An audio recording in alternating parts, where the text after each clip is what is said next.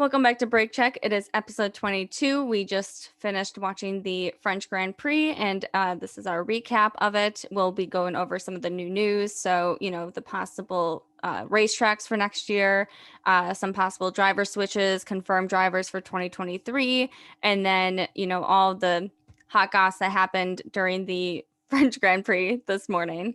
Yeah, Ferrari implosion, Lewis fourth straight podium, Verstappen victory. All of this and more coming right up.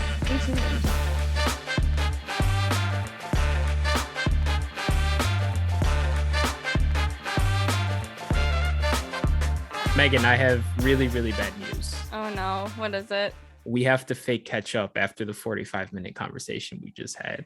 Megan, how are you doing? Boy, am I just doing.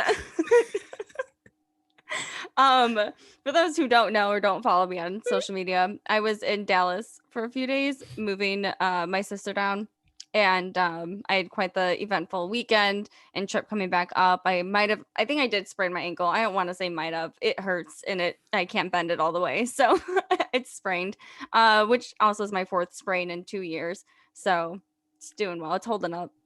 Megan is moving to the UK in a couple months, and for her going away present, I'm going to buy her a pair of LeBrons for the ankle support and stability that she needs. I don't know if I've ever met someone who's sprained their ankle more than Megan. When I sprained my ankle like a couple months ago when we were supposed to go karting, I texted her. I was like, hey, I don't think I can drive the go-kart.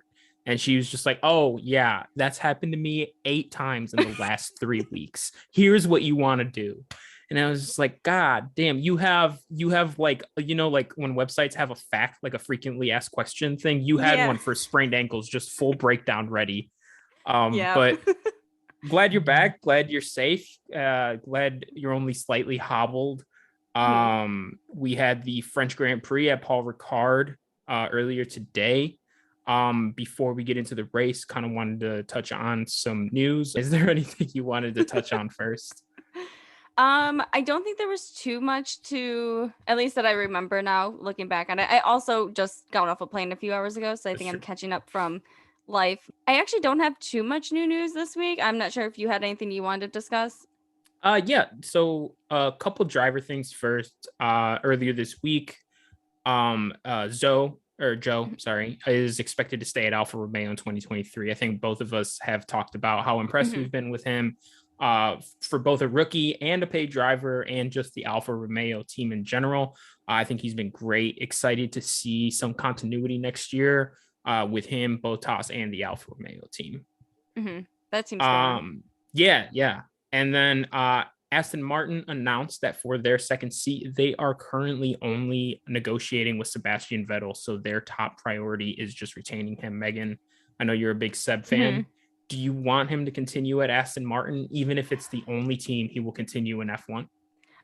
Okay. So if that's hard. I was actually I was talking to Timo about this the other day because they had posted on their Undercut podcast about, if you think if Daniel would stay for 2023 or if, Seb would stay for 2023.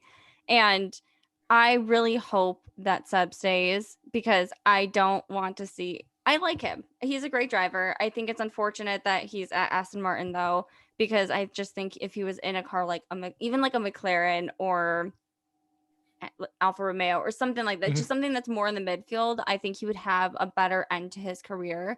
But I also understand why he wouldn't want to drive for Aston Martin for various amounts of reasons. And I don't know how much that car is going to change in 2023, but I wouldn't be surprised if he gave it one more year, because he has mentioned, like, he's just focusing on now and he is in conversation. So the fact that he's even in conversation about it makes me think he would stay, because Seb seems like the kind of guy where if he knows, and he's just, checked in or checked out. He doesn't necessarily seem like the kind of guy to, be, ready to be done and then like go backwards on it. Yeah, definitely. Worth keeping an eye on. I do think Seb will stay one more year. Also worth keeping an eye what happens with just the Aston Martin team in general. We've talked about that a little bit of uncertainty, whether they'll be rebranded next year. Porsche and Audi, German teams kind of coming in. worth keeping an eye on Mick Schumacher, even though now he's been performing Yeah. pretty well for Haas, so they might want to hang on to him. Speaking of like teams and driver stuff, I did see too that it's highly likely that Alonso will stay at Alpine, and Alpine has spoken out saying that they would lend Piastri to another team for another year, which means he will most likely, like 99% sure, will be in the Williams seat replacing Latifi in 2023. You read my mind. That was my next bullet point. Oh, was it? It was the Piastri point. Yeah, I think that's awesome. Definitely, obviously, Fernando does not seem to plan on going anywhere. He's the most obvious F1 seat to open up for a young driver, but it'd be nice if they can replace Latifi with someone like Piastri, who all respect to Nicholas Latifi, actually has a tangible future in F1. Quick question. Do you think there should be a time limit for drivers in F1? Like amount of years, like if you can, after a certain amount of years you can be in a sport? How long does seniority go? Okay. I don't think kind of like so. Tom Brady. I was thinking more Supreme Court judges. Oh yeah. I don't think we have to hold F1 drivers to higher ethical standards than Supreme Court justices. I think I don't think I can spin that anyway. That makes sense. I do. I think it's a good thing to think about, because I think if an older driver is just not performing and is only there because of money or to kill time, something to do, then yeah, I think you can have internal team discussions about, hey man, like let's get you out of here. Let's get you doing something else. Let's go have you race IndyCar like Juan Pablo Montoya or something, just anything else. But not unfortunately, but Alonso is still performing and still scoring points, still lately threatening for podiums. So I don't think that they can force him out. And then Ocon is more the future of Alpine. If they feel like that about him, he would be the one. So I don't think they'll force him out either. So I'm very happy that Oscar is getting a chance. Yeah, probably elsewhere. somewhere else. I mean, Ocon and Alonso, I think, are a great pair to Alpine, and they have been doing fairly well, much better than I expected for the team. Especially Alonso. No offense. But yeah, I mean, it's not surprising, and I think that retaining them for a second year together, I think, is a smart move. Before we get into the actual race recap, which I don't think either of us expecting to take too long today, bit of a straightforward race. One, I have my first gas kart races on Saturday. I've got 3 races coming up at the Joliet Autobahn racecourse. Very excited. Not expecting to do as well as I have been on the electric karts against just the general population. My dad's car club has like pretty regular outings at the course, and they all race there all the time. So my only goal is to not have the slowest lap time. So if I can get, I think there's like 20 of us going. If I can get P19, I'm happy. Do like a Latifi or Stroll or something. Oh, I don't know that I want to crash anyone. I'll do a Mick Schumacher. I'll just get around slowly. Yeah, you'll like finish P15 when 5. Yeah, no. I was gonna say you finish P15 when there's 5 DNFs. Oh yeah, absolutely. But I finished. Yeah, so very excited for that. I will obviously report back. I'll try and get some pictures and video. My dad's going as a spectator, just because they're all his friends I'm racing. So, secondly, I wanted to talk about a Pierre Gasly interview that I saw recently with Kevin Clark at the Ringer F1 podcast. I've mentioned them a couple times. I follow that podcast pretty regularly and keep up with the creator, Kevin Clark. He is known for his NFL coverage, but an F1 fan. And I think he's one of the more prominent Americans covering the sport right now. So I definitely like to keep up with what he does. He had Pierre on for a 20-minute-ish interview, and a lot of good stuff in there. You should go check it out if you're interested. It was funny. One of the things that Kevin asked Pierre was, what is something that you think you've gotten better at over your career? And Pierre, without hesitation, said podcasting. He's like, I couldn't, like, at first I could not talk very well to the media, but he says he really enjoys like talking and doing interviews now. So Pierre, if this somehow gets to you and you would like to come on the Brick Check podcast, If you want more practice, if with you the want more mic. practice, we can't offer any publicity because it's mostly our friends and family at the moment. But if you want any more practice with the mic, come let us know. He Low also talked pressure. about, low pressure, low stakes. He talked about having dinner with Michael Jordan and how much that meant to him. He says in the garage before every race, he has a poster of Michael Jordan up that he looks at, like, to like get him in the zone. So that was a really big deal for him. And yeah, so one thing that he talked about was, it was his home race this weekend. So he was talking about the Paul Ricard track a little bit. And there's obviously some rumors that it may not come back. Megan, I think you know a little bit more about that.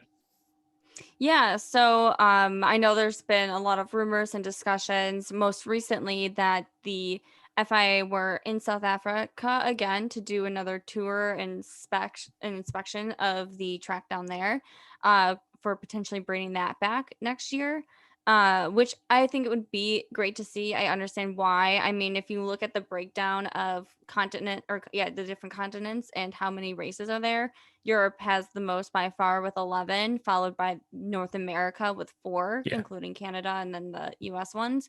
And so, and the Mexico Grand Prix. Mexico, So, yeah, I was like, I know there's another one, but but there's none in Africa, and there's one in the Australia, New Zealand-ish area, and then 2 in Asia, and it just gets smaller and smaller. And so I understand where they're wanting to expand, to reach other audiences, because if you do want to grow the sport and to grow your fan base more than just in North America, but in other continents as well, you do have to get to those other regions too.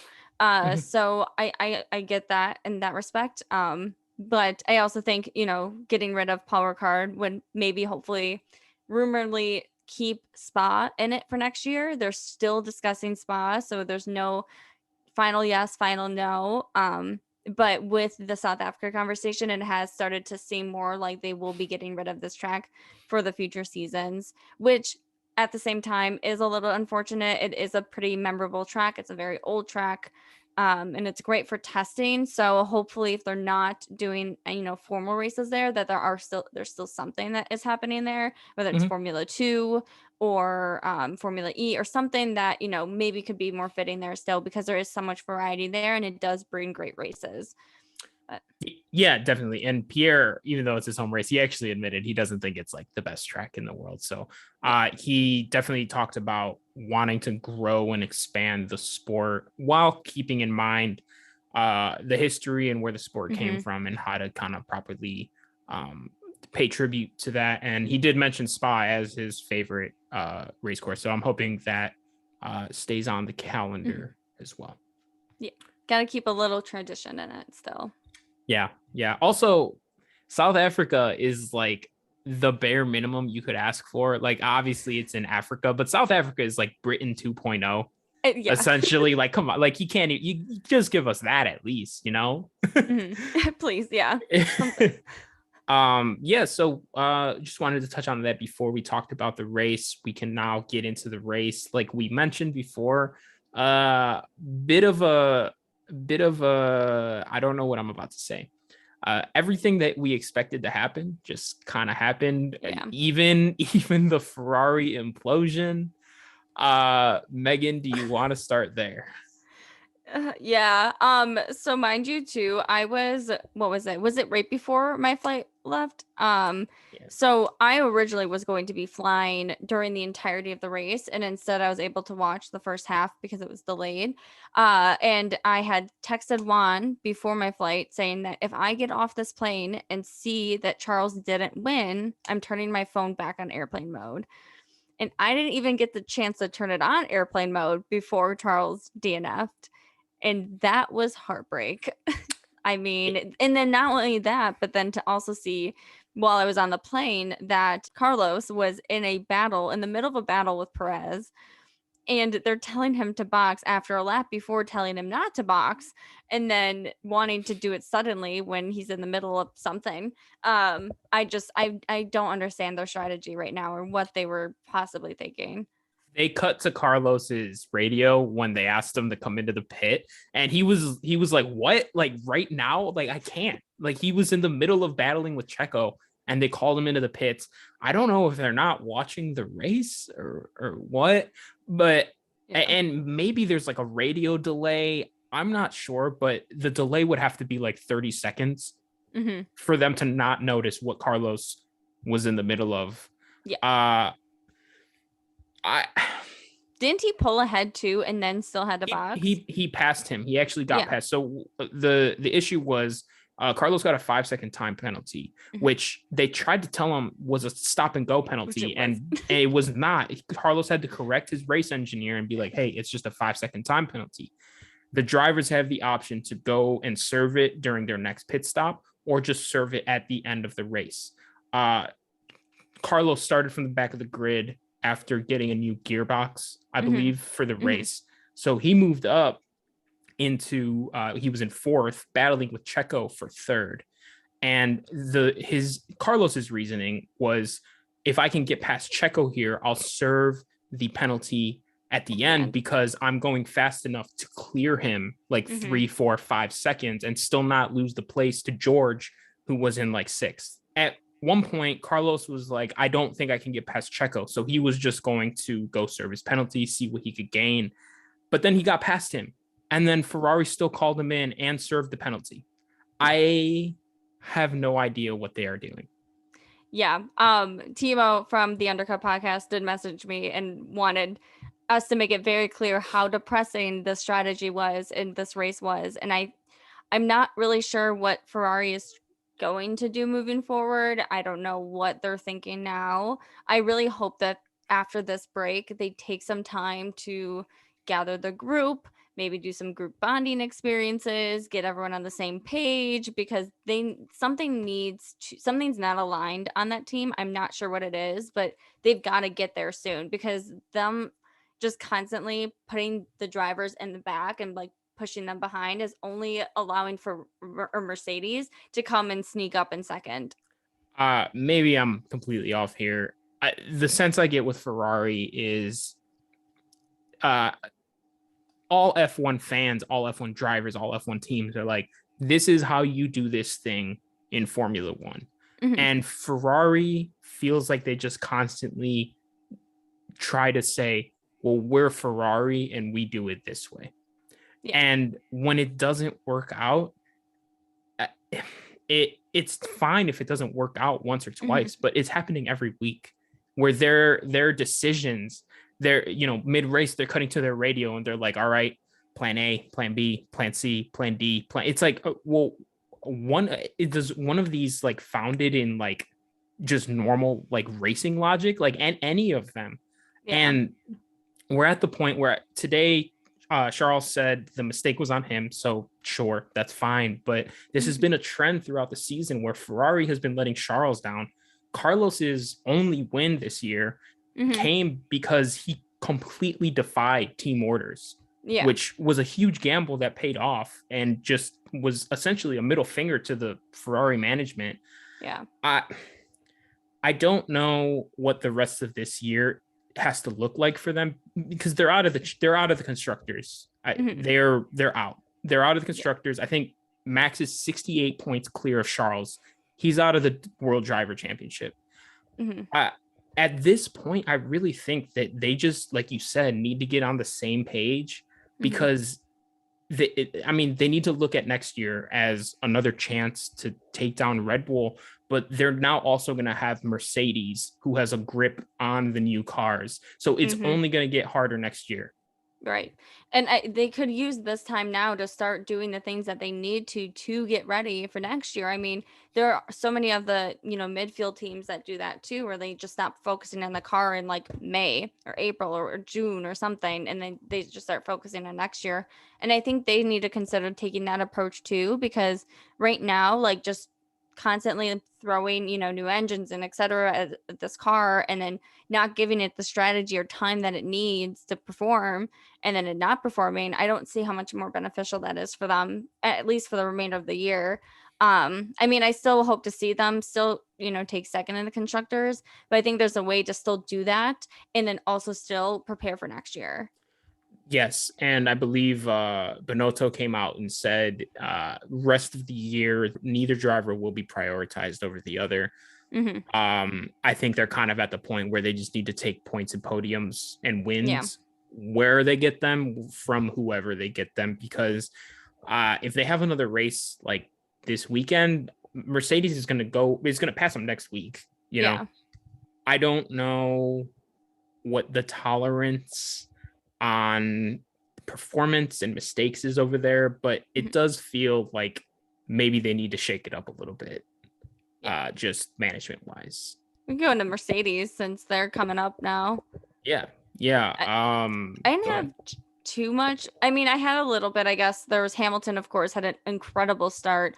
I mean, he jumped on it so quick. He passed Perez before they even got really to lap or the first turn. So good on him. But he didn't have like much of a crazy race, I thought, the remainder of the day. And then George, I think, it really showed his patience. And, last week or in this last episode when we talked about drivers and them needing that patience, that control, from years of being in single seater series to understand like how to race, and that you're Yeah. like, it'll come when it comes, but like forcing it too much isn't going to do you any good. So when George, was told to back off or give the position back to Perez towards the end of the race, and Toto got on line and was like, hey, like just keep your head down, like you got this. And then in those last 5 laps, like you said, like he took him like that and passed him so quick as soon as he was able to. And it just goes to show like patience, it can really make or break someone's race. Patience, maturity, professionalism. These are all things that, while they are not the foundation of a good F1 driver, you still have to have the talent. They are the little things that make a driver great. Mm-hmm. And George being able to take that criticism from Toto, essentially telling him to shut up and drive, Mm-hmm. and not getting like twisted about it and just going back and passing Perez again, I thought was a really stark contrast to someone who maybe didn't spend that time in the lower levels of Formula racing, like Lance Stroll, who today on the radio told his team to shut up and leave him alone. Mm-hmm. And what he's fighting, he got 10th today, and it's his best finish in like 3 months. I think, and obviously the cars are not comparable, but I just think attitude wise, It makes a career difference. trajectory wise, I think it makes a huge difference. Like you said, Lewis was essentially, him and Max drove by themselves. They were just alone all day today. It would have been I would like to see them race, but the Mercedes pace wise is not there. It's just not as fast. I think we will see by the end of the year. Mm-hmm. I think the Mercedes will be up there. But yeah, really good weekend for Mercedes. And once again, worth noting, this is their down year. This is the season of a lifetime for any of those midfield teams. Yeah. I mean, same with Red Bull. Like we said, Max, of course, he won because Charles wasn't there. And he was well ahead of everyone else. So he just kind of secured that. No problemo. Then Perez, he had a bit of battles, especially towards the end with Carlos and Russell. I feel like we've kind of touched on Red Bull through talking about Ferrari and Mercedes, just because there wasn't too much other stuff that was happening.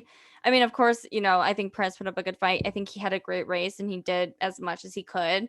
So while he didn't get on podium, I think, he still had a great race this weekend. Yeah, definitely. This was a really run-of-the-mill race. You had the Ferrari implosion, the Red Bull Max Verstappen win, the Lewis podium, which is what, 4 in a row now, which has been awesome to see. It's also been nice to see him just kind of being able to understand that this is like the situation. Same with George, that like, all right, we're not the top team right now, but let's make the best out of what we can. Not a lot of like conflict going on right now in between the teams in F1. So it feels like a weird, like peaceful period. Yeah. Yeah, I mean, I think the only non-peaceful thing that was happening, at least this weekend, was Zoe, bumping cars or, with people. Yeah, Uh, he took out poor Mick, who was I know. driving well. He was driving well. I don't think he would have gotten in points still. I think his pace just wasn't there this weekend. But yeah, a nice little, little loop-de-loop and then back. Yeah, Um, but and then ultimately he ended up being out towards the end, which set off the virtual safety car. yeah. Bit of a weird weekend for Zoe or Joe. I don't think he hasn't had too many race weekends where he just had a lot of personal errors in the race. So this was kind of like one of his first. So no hard on him. I think Alfa Romeo too in general was having issues. Bottas was so far back too. He just wasn't really there this weekend. Yeah. But Worth mentioning for Haas, Kevin Magnussen on the first lap gained 7 positions. I was shocked. Yeah. I was like, how did you get there? Yeah, that was wild. Trying to see if I had any other notes on I will give a shout out to Alonso. I think I want to look at the statistics again, but I think this weekend he far outpaced Ocon both in qualifying and free practice and in the race. Mhm. Um, while I give Alonso a lot of flack, I will say he has such a strong pace in a midfield car, much better than some of these other drivers like Daniel. And so, and that's coming from a Daniel fan. But Yeah. really, I mean, it was. I think Alonso had a really great weekend as well. So did Ocon. It was a home race, so happy they were both in the points, and you know, Yeah, can't ask for definitely. much more when you're in the midfield. Um, I really don't have much else to talk about this race. This was really straightforward. Yeah, Did I see that there was some Lando Norris fan, George Russell fan beef before the race? I don't fully understand that, or if it's just like fans in general just either like one and not the other. I feel like, and I'm sorry if this offends anyone, but I do think that Norris fans and Russell fans also, because they're younger, have a younger fan base. And I don't consider us necessarily like the Gen Z group because we're like kind of we're at the end of millennials, I but think the we are the young last year of yeah, millennial. yeah. Okay, that's what I thought. So, Mhm. but like I think the most aggressive people on Twitter and on social media are some of these younger Gen Z groups, and they can just be a lot more abrasive, and it's scary, and you don't want to upset them. And I feel like when they have a person that they like, they hate anyone. Like they're just so Yes. aggressive if you don't like them as much, and it's scary. To be honest. Yeah, we want more nuance in Mhm. teenager F1 discourse online. I think that's a good battle to fight.